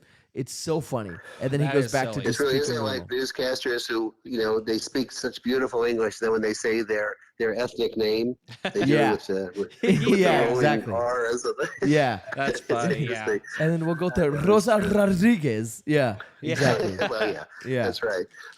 Yes. Good afternoon. Lovely to see you. My name is Rodrigo. yeah. Hi, how are you? I'm Rodrigo. Yeah. But it's true. That's what their name is. I mean, there's nothing wrong with that. It's just funny. Yeah. It is funny. Just changing your entire just paying vernacular. service. Even Ocasio-Cortez does that. It's exactly. Alexandria Ocasio-Cortez. And I believe that we should. It's then just totally like normal. Oh yeah, that's true. They do that. That's how you do it. That's so silly. Then it makes sense. And hey, last time I was on, you asked me to tell a joke, and I mean, this is war, and I couldn't think of it, but I do have kind of an army joke. Okay, please. So this is a sergeant talking to his troops who've been out in the field for about 2 weeks. He says, "Good news, guys. We get to change our underwear today." Okay, Tom, you change with Bill. Steve, you change with Dave. That's so bad. Ugh. How gross. That's funny. I've never heard that one. That's funny. Yeah. You change with Bill. You change with Tom. Stupid. That's gross. All right, man. That's all I had this evening, guys. Thanks, man. Right. Thank you so much. Thanks, man. Sure, take care. Appreciate Our your news time. correspondent. Yeah, always God. fun. I love when he calls. Yeah. Oh. You change with Bill. You change with Tom. Yeah, so Stupid. before we leave World War II, because I know we're running out of time, couple things I just wanted to touch on. A lot of people don't believe Hitler ever actually died.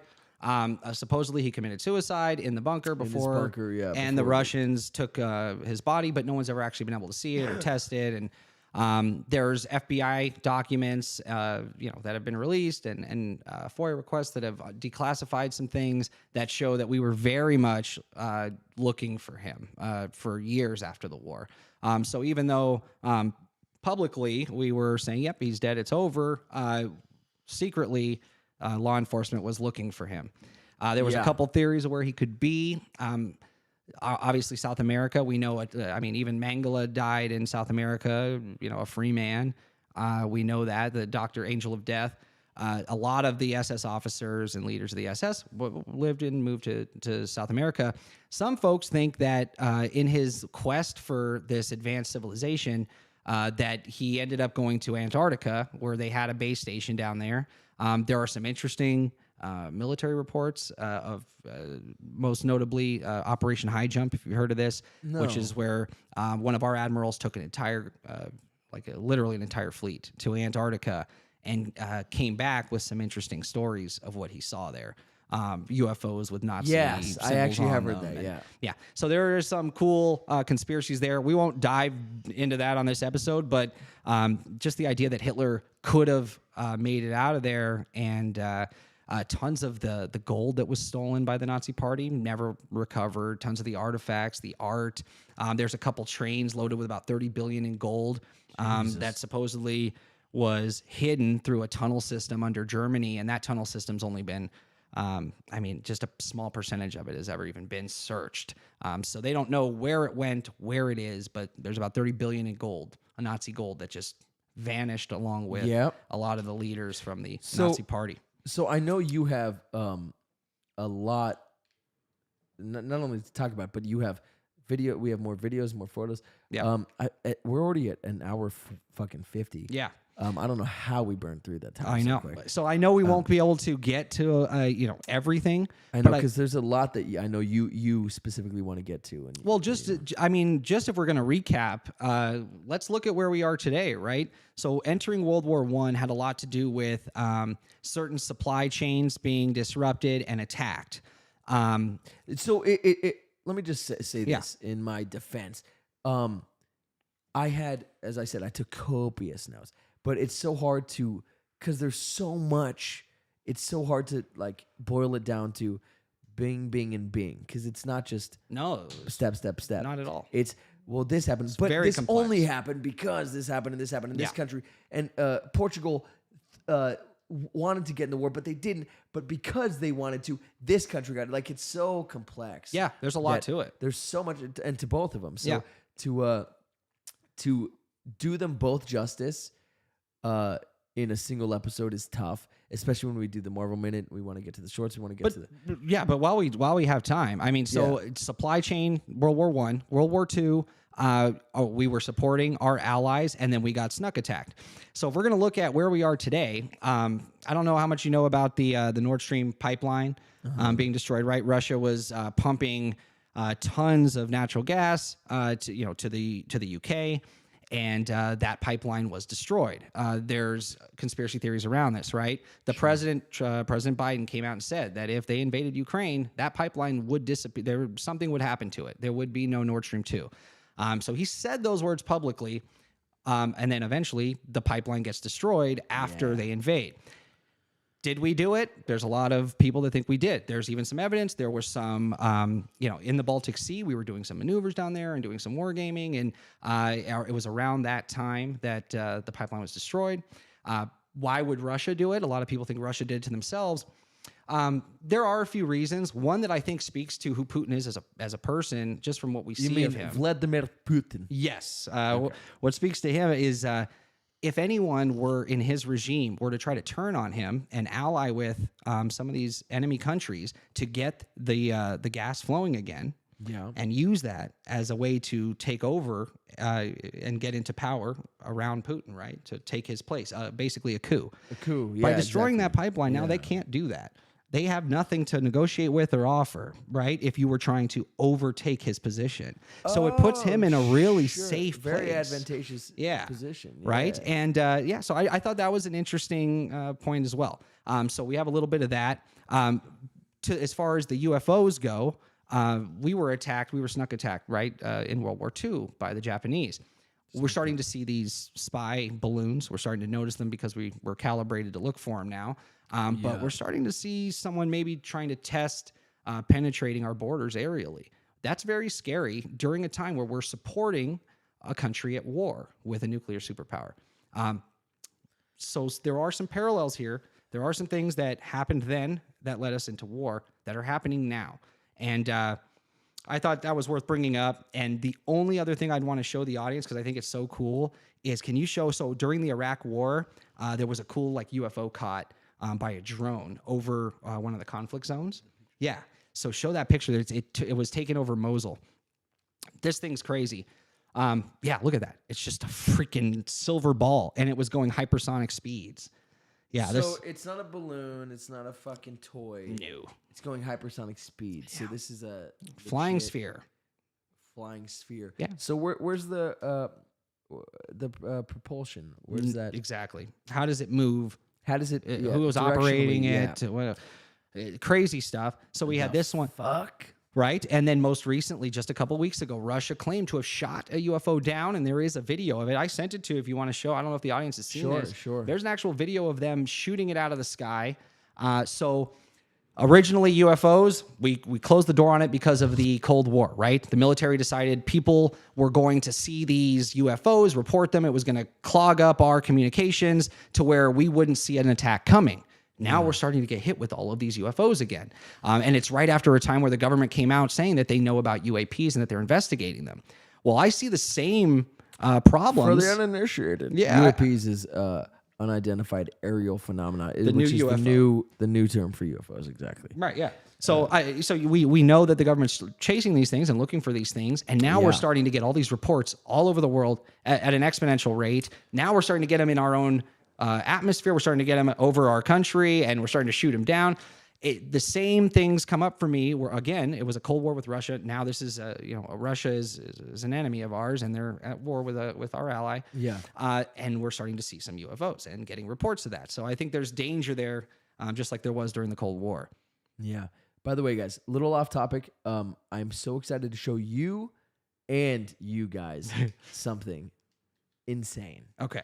That's good. I'm good on that. We'll get there. Yeah. No, any other, So if you guys want to talk about this more, just put it in the chat or call comment. Or call in. Yeah, or call. We have all the options. Look at all your options. But as comment, chat, running out of call, time, boom, yeah. boom. But well, this is gonna be a 6-hour episode. Remember we said? Oh yeah, 6. Yeah.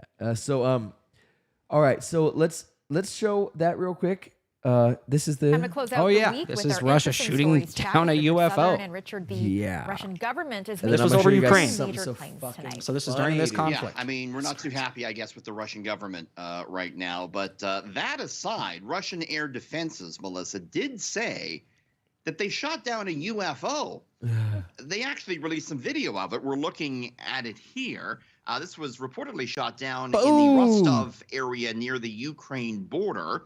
The governor of this Russian region said the UFO was a small-sized object in the shape of a ball and was flying roughly 1.5 miles high in the sky on January 3rd when the decision was made to shoot it down. Now, it is not clear what the object is. It's certainly possible it was a Ukrainian or maybe even a Russian drone.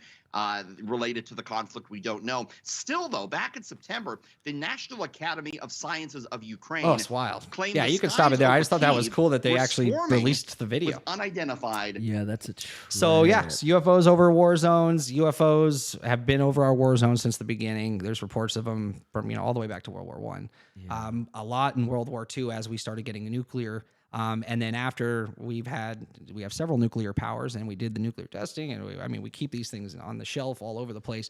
Now a conflict with a nuclear power arises, and UFO sightings are off the charts. And now we're starting to get some weird stuff in our own atmosphere, in our own backyard. So, all right. So, are you guys ready for the fucking good? I'm ready for the goods. Go ahead. All right. So, when I say this is the okay, so I'm not going to give context. So, I hope you're ready for this segment. This is our new segment. It's called The Worst Person Ever. Ever. So I have my worst person ever. Okay. I don't know if you have yours. I hope you do. Yeah, I've got a good one. Okay. So I have, and we could look up yours because we have internet capabilities. Yeah. But here's my tribute for worst person ever. Big up the whole island, massive. It's your boy Staten, coming straight from the Golden Globes. You want to Is that how he actually talks? Nope. Oh, then yeah, he's the worst. You win. He's the worst. Yep. Who's this? I'll tell you in a second. That's the best part. No, he's still doing it. It wasn't just that one time. Nope. Internet gone mad. Respect, you don't know. The soon forward I got. I'm horrified. Booyaka.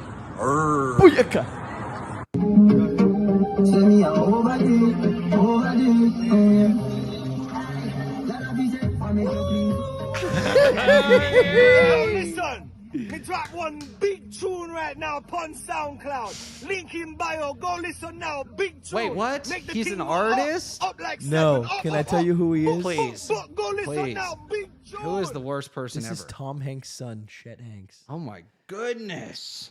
This is Tom Hanks' son. There's no way. Tom Hanks is so. I know. Think Not of Colin that. Hanks. Think of Tom Hanks. This is the fucking redheaded stepchild. No, I don't like it. Chet Hanks. I like Tom Hanks. I don't like this. Booyakasha. He's like Ali G. Do you think he ever goes up to his dad and says, "I am the captain now"? Yeah. Dude, that's Oh a my real gosh. human man. Okay, That's yeah, you Tom Hanks' win. son. Mine was related to the topic. Who was yours? Hitler or something? Putin. Okay. The guy is a relic. He represents a time that nobody wants to go back to but him. But him, yeah, exactly. And he has nuclear capabilities. He is he's isolated himself. His own people are placating him at this point. Yeah. He is very dangerous, and he is a big player on the world stage. I think he is the worst person ever. It would be so great if he just said, "I'm just gonna retire," and just went and just enjoy the rest of your time. You don't need to do this. You're tired. It's been years. It's been decades. You've been doing this too long, dude. You were take the package, right? Yeah. Go on vacation, you and the wife. Come back, read a good book. You know, get Sip a hobby, some watch hot the cocoa. podcast. Or not Yeah. this one, after this. Yeah. Watch another podcast. I believe the podcast that never sleeps is His my favorite enemy. podcast. That would be the best. That'd He's be- like, "Oh no, I like how you break balls. Yeah, you yeah. break a balls. Yeah, you really come out of this Yeah. hard. You pull no punches, We and I appreciate that, this. yeah. Yes, I appreciate you pull no We like punches. strong him. Yeah, so yeah, maybe he loves it. Yeah, I'll make fine. I'll make sure Steven Seagal appear on your show. Steven Seagal. Vladimir Putin. Let's You actually guys are find the that clip. Steven Seagal of podcast. Which means the best if you didn't know. Right. Everyone The knows Steven he is Seagal. strongest man alive. Yeah, and he is greatest Next to me. martial art. Yeah, have you seen me on Yeah. horse? Punch me and try to choke me out. No, I'm not gonna do that, sir. Thank you for your No, I time. liked it because when I get drunk, I get choked and then I'm fine again. All right, how does this work? I'm not understanding. I can think of somebody else that needs to just retire at this point. That's funny. Dude, that's Tom Hanks' son. Bro. Yeah. That's Tom Hanks' son. Yeah, I agree, Tina. There are plenty of folks that just need to retire. Let's move on. What was I looking up? Let's move next. I don't know. No, we just said it. The worst person ever. You win. But no, yeah, for sure I win. But Vladimir Putin. We're talking about what's his name? Steven Seagal. Seagal. Vladimir Putin. Oh my gosh, this better pay off. Trust me, it's worth it. Right? Because then you know how we always hear things differently. Like when we watch the video, he's actually going to be like, "Oh yes, Sir Putin." Seagal has joined the environment. Completely different. I know that's usually the case. Yeah, I know. So I'm going to repeat myself. Just Russia Everything's Patriots a for Mandela Truth. effect. The party was formed earlier and presented a samurai sword to Venezuelan President Nicolas Maduro. Yeah, you might need to find the actual video that you played.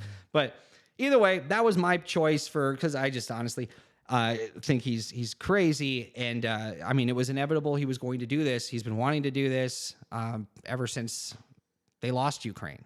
I mean, this was always going to happen. There's a lot of reasons to do it now. And it just sucks that he actually did. Yeah. And now the entire world is at risk because of the type of weaponry we have. It's just one guy that really just, I mean, come on, with the wealth that he has and the resources and power, we could do some amazing things. Thank the gods I found it. Vladimir Putin. Oh, wow, they did a thing. Hold on, it's a whole thing. Yeah, hold on. The audience can't see that, so here we go. They can hear that, though. Oh, for anyone to think that Vladimir Putin. He does do it. Vladimir Putin. Oh, this is my new fucking So is he the worst person ever? Maybe Steven Seagal is. Oh, shit. I liked him in Under Siege 2. I think I was 9. I don't know the last time I... What about fucking what's it called? Where he died at the beginning? That's the best. Decision. Executive Decision. So cool. The first time we saw the F-11-7 in a movie, right? That cool stealth fighter. Yeah. And when they dock it under the plane and it gets ripped off and then he flies out, that's how he dies. Yeah, no, that's fucking crazy. Because they're going, They're you know what I'm thinking? If you're going to do that move, just put a parachute on. What if something goes wrong? Just in something goes wrong. Fucking case. Yeah. Right? We're literally, we're flying, we're a mile above the earth and we're going to try and go from one plane to another. It's never been done before. Just put on a fucking parachute. Who cares? Vladimir Putin. Sorry, that song's stuck. They can do high altitude jumps. They've got the technology to survive a jump from that height. Halo jumps. Just put the fucking mask on. Halo? Put the on that. High altitude, low. You're right. It's Halo. But high altitude, low oxygen. Oh, okay. Is it oxygen? It has to be because they wear the masks and there is no oxygen. Yeah. But I know they also pull it's at low. the curvature of the earth. They also shoot low so that they stay off radar. So it's high altitude and low pullage, whatever. So Mac on console says, haha. What's up, Mac on console? Welcome to the podcast. Welcome to the show. So Chet Hanks, can we agree? Yeah. Oh, yeah. Instead of Vladimir Putin, I'm going to agree with you on this because that is awful. That made me so uncomfortable. How did that come out of fucking Tom Hanks' nutsack? I know. Hanks is so great. He's so great as an actor, right? No, as a human. That's just true. Like, the guy's a he's just like philanthropist, well-spoken, nice guy. I've never seen him do an accent like that. I've never seen him do it. So, Vladimir Putin. Yeah, this is I'd love for him to say, "Booyakasha, we back here with Vladimir Putin." Just involve everything we fucking ever dreamed. All the worst things, and then he would truly be the worst person ever. Then Tom Hanks would be the worst. Yeah, we could give him all those things. That's so great. Yeah, I like it. Good choice. That's a good way to end the show. It's a good one. We're not done. Oh, I mean, if you're done, I'm done. Hank's a creep. That's funny. Who said this? Oh, Mac on the console. Yeah, no, but dude, fucking Chet Hanks, bro, and his name's Chet. Yeah, Chet's a good one. It's good for him, right? It makes sense. Yeah. What does that say? Loved that. Loved that Epstein Island. I don't know. Oh, God. Oh yeah, Hanks is supposedly a friend of his. Got it. Yeah. Well, funny. You want to watch a couple shorts real quick, and then we'll sign her off. Sure. Couple minutes. Sure. Over. Get out of here. I didn't want to throw Mick off the top of the cell. Why do you do wrestling? Here's Who proof cares? that time travelers have appeared at WWE shows. There you During go. a confrontation between The Rock and No, Mankind stop in it. 1999, a fan held Yeah, a let's sign get that outta said, here. No. Enzo is a jabroni. Enzo Amore wouldn't make his They're WWE combining debut time until travel and 14 wrestling. years later. During a match between JBL and Rey Mysterio, someone had a sign that said Triple H fears CM Punk. A year before Punk made his WWE debut, Wait, and what? long before Triple That's H actually and CM absurd. Punk had Well, no, real-life because backstage issues CM with Punk each was other. on like the indie scene, and he was in Ring of Honor. There and you stuff, go. So he was So, still around. it's all bollocks. Yeah. Oh, you mean the time travelers at the wrestling show weren't real? This is fake? That's bullshit. Yeah. He's the Did worst. you ever see the Ray Mercer fight?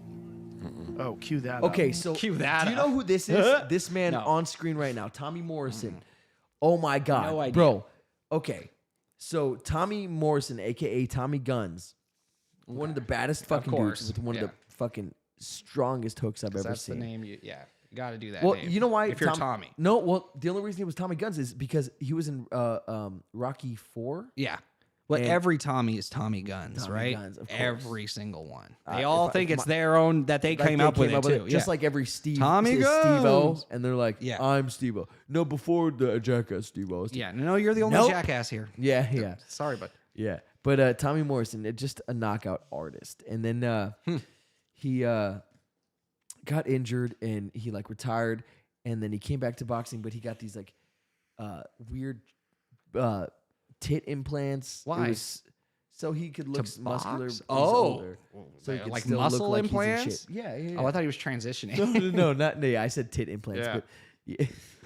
Oh shit. Okay, well, is this Tommy Morrison. Let's see what. okay? But he's he was, MMA or boxer? He's a boxer, Okay. and he was dude. This guy was unbeatable for a minute. His record. Yeah, he has some losses, but just a beast. Well, I want to see this KO. Because it's one of the most brutal knockouts. Because it's Just one of the cue most up brutal. Ray Mercer KOs Tommy Dude, Morrison. This fucking It is fucking horrible. Wow, I've never seen It's this. one of the Oh, worst because never he even gets heard of it. tangled in the So ropes. here's what the problem. Oh, Yeah, shit. exactly what happened. So Tommy Morrison, who's great, to this point, I believe, has never even been knocked out.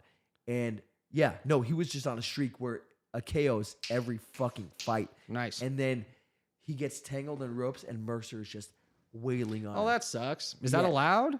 If you get tangled up, they don't stop it? No, the official, the ref should have got in there and fucking Yeah, stopped it, okay. broke it up, said, hey, give him a standing 9 count. Well, whatever. let's see. Let's see how it went. Standing 10 count. Let's yeah. see if he should. It's- Okay. it's I was fucking watching with harsh, my bro. friend Kevin. We were at a bar and we were watching it, and it's fucking rough, man. It's rough. So Ray Mercer, started getting tired, and Ray Mercer catches him in the corner. Ooh, there you go. He unloads on him, and Tommy Morrison's Hey. arms get tangled in the Oh. ropes, so he can't go Look at down. this shit, bro. Like, look at this. Oh, no. See, he's tangled in the ropes. Boom. So he's just getting One fucking of the worst pummeled. KOs Look, he's I still ever standing remember seeing. somehow. Look at Because this. his Ray Mercer arm was in the Yeah. ropes. Oh. Olympic gold medals. And So imagine just taking Yeah, he couldn't Did you ever see defend the Ray himself. Mercer the fight? I gnarliest can't believe they shots didn't to the stop it. fucking Cue that right up. to the jaw. Yeah, Because they it's one should've of stopped the that. most brutal knockouts. No, Just it's cue up. disgusting. That's real tough. crazy. Have you ever had a regular job? I worked at Starbucks and FedEx, and oh my God, horrible. How long did you work at Starbucks? 2.5 years, and I could see that. He looks like he would have that. I was gonna outfit say he on. looks like FedEx for sure. Oh, yeah, FedEx is good too. I could see him coming up. Hey, what's up, Yeah. man? Here's your package. hated on me, and she fired me, and I hope she's watching because I still hate her. Hell yeah! Look at you, man. Your success? I hope, and I hope her firing me was the greatest moment. Right? That's what. That's probably one of the catalysts to why he was like, "Fuck this! I'm just gonna make something." Yeah, I'll make my own job. Fired me, so I had 9 minutes to call my mom asking her what I should do. It was tight. What did your mom tell you to do? First, she was gonna sue the Starbucks. Oh, that's funny. Moms are the We best. figured out they did nothing wrong. So I had about 4 minutes left to figure out what to do. So I manned up and said, all right, I'll get fired. And I ate like 3 cheese Danish. Yeah, you show him. Yeah, I would eat all the fucking You cheese might have heard Danish. about this freak named Tom Haviland. He's something like 6 I've feet, seen this 7 guy inches before. tall. He weighs Oh, nearly hold on. 4 Before we pounds. stop the He's show, you have to look this up. Little Luna, pole levitation. Have you seen this? No. This guy, he does chakra workouts where he can levitate off the ground while he's doing them. There is no, I can't figure out if there is a trick here. Okay. I can't figure out how he does it. There's a I can't trick? figure it out. Okay. Go down. No, not this one, because he only does one of them, and it's at the very end of the. Go down. Yep, can't scroll down. You could do that one there. Just the next one down. Because it might be people reacting to it. Yeah, play that one. Yeah. There you go. Hey, just watch this. Watch this. Because I don't know if I should believe this or not. It don't look like he does it in multiple places. Got the camera on top of him and he's on the wall. There's Ain't no green screen. Wall, ain't no grass on the wall. This has to be real. Ain't no. Watch this. Like, just tell me if this is real, man. Because he doing push-ups, right? Just keep watching. Keep watching. Keep watching. Keep watching. He calls it a chakra push. Just keep watching. Keep watching. Don't click off yet. Focus. Okay. Yeah. Yeah, it's fake. No, dude, there's 3 of them, and he does them different. Look he's doing push-ups. He don't do more. He does 3 of them with no hands, right? I don't see no. So this rope first pulling one, them this out. is the It first might one be he a green does. screen. I thought the Somebody same with a green thing. screen behind I'm him like, trying to oh, pull this him is up or silly. something, but I don't know. Y'all tell me in the comments. Because people I- think it's I'm fake, he trying to keeps understand. trying to show how it's not. Yeah. So watch the Just next watch this one. with Go me, to man, here. 'cause Go I to don't it. know if I There's should 2 believe this or not. others. The pole levitation is the one I wanted you to play. It's called Little Luna Pole Levitation. And then then we can call it. But I'm telling you, dude, this shit. I've watched all 3 that he's posted, the different ones, and I can't figure out how he's doing it. Visual effects. No, dude, watch. This one? Yeah, watch that one. That's a good one. Show you how I like to build my elbows. You have to go to the end of the video because this is the first time he ever does it. Brace your core. Right here, watch. Look where his feet are and stuff.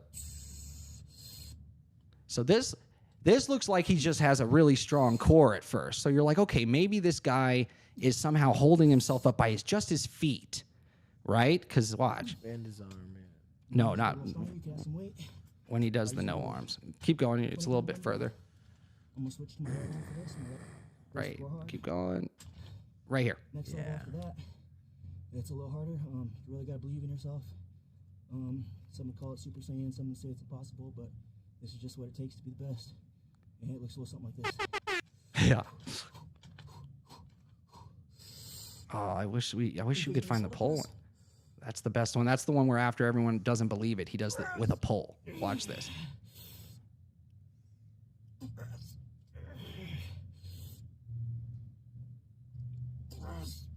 And watch when he loses it. Yeah, I mean, he's not attached to anything. Please find the pole levitation. It's the 3rd one. We've seen the first 2. Everyone should be able to do this movement. Everyone should be able to do this, he says. It's so funny. I'm very skeptical. I know, so was I. But if you can tell me how he did it, then This is Isaac Luna, a man who can supposedly levitate. Did it say pole He started levitation? uploading videos to TikTok. like you have and to it's type it in the search. Little Luna pole levitation. Okay, here we go. that he's reading. Is this it? Yeah, this is it. Somehow. Keep going. I don't know where. Keep going. There's the pole. Okay, watch this shit. So look at because people don't believe him. So he puts his toes on top of weights to show that nothing's holding his feet in place. He goes up against a fucking flat wall, and now he uses this pole to show it. Watch. So this is his chakra lift. Now watch. He turns the pole. So the pole's not Notice holding him how up. he's not using the stick. Look at the pole. What the heck is going on here? And then watch. See that end of the pole? You think, no, because that's the... How Alright, so crazy uploaded is the that? next video. And before he's doing This it with next nothing in video. his hands. This So is he his keeps, most recent he's done video 3 for now. different kinds. He used a chain. Oh, I've never seen this one. And a weight. I mean, it's impossible, right? Check this out. Oh, I've Look never at what seen he this. does. Hey, yeah, if you can tell me how the fuck he does this. I don't know if anyone in the audience has seen these before. What is this? How is this? And I mean, there's monks that meditate and rise off the ground. I've seen tons of videos of them. Maybe those are real, maybe not. But this is pretty fucking convincing. With weights. How? How? is this You man know what? do- You know what I would need? You know what I would need? To be frank, I would need a fucking video of somebody going around and doing one of those. Of course. Yeah, that'd be great. Because He films them angle, himself, I That think. the angle, yeah, that's very suspicious. That angle, that's a very because bro, I've seen magicians do. I saw fucking David Copperfield get rid of the fucking Statue of Liberty. He didn't actually do it. No, yeah. So there's illusions, right? Of course. This is But, an illusion I can't figure out. I get it. And it's based on things that actually are reported to be real. Levitating is not outside the realm of possibility. I mean, especially on this channel. On this channel. Chakra energies, that's what monks say they use to levitate when they're And there's shows that show you where they go around the whole person. They go under them with the camera, the monks, while they're meditating. That do that too, though, right? But but those are set up, right? We're talking about. Mac on console says that I know how it's done. All right, so maybe throw that in the chat or in the comments. I'd love to hear how you think he's doing it. Yeah, it's pretty cool. What'd he say? He grabs a bunch of male cows and has them poop. Oh, okay. He's just saying it's bullshit. Yeah, got it. Maybe. Okay. But yeah, if you can do it, then record yourself doing the trick and showing us how it's done. Ready? That'd be great. Ready? Yeah. Trust, there's hundreds of videos of people trying to do it. You're welcome, guys. You're welcome. Yeah, it was close. It was close. All right. So good stuff. War. War. We went to war with war, and we won. I'd like to think we World won. War One. Ooh, deep. All right, cool. So deep. So anyway, appreciate you guys. War. I mean, war can be fun. No. It's not fun. I feel like, anyway. But we had fun today. We did. So, ladies and gentlemen, from the program that receives from Jah Resurrecta. Yeah, thanks for joining. Anything you want to say to the people? Awesome to each other. There you go. No. Be excellent to each other. That's what it is. Yeah, I like it. And, thank you guys so much. I appreciate you as always. This has been Jared. This has been Cameron. Princess, who is off in this world doing something. And, we appreciate you guys. Please make sure to hit that like button, hit that subscribe button if you're not already subscribed. Yes, make sure you hit please. that bell icon so you know when we're streaming. It's usually going to be at Tuesdays around 5 p.m. And, we appreciate you guys. If you want to become a patron, that'd be great. And make sure after this video is done, you comment on the actual video in addition to the chat. So I appreciate you guys so much. Thank you. Thank you. We will see you next week. Oh, not even. We will see you before next week. Yeah, because keep we an have eye a out. show plan. New content. Boom. New series coming out, guys. What? The podcast never sleeps is expanding. Oh, fuck yes. Love you guys. And we'll see you next time. Next time. Woo! Cool beans.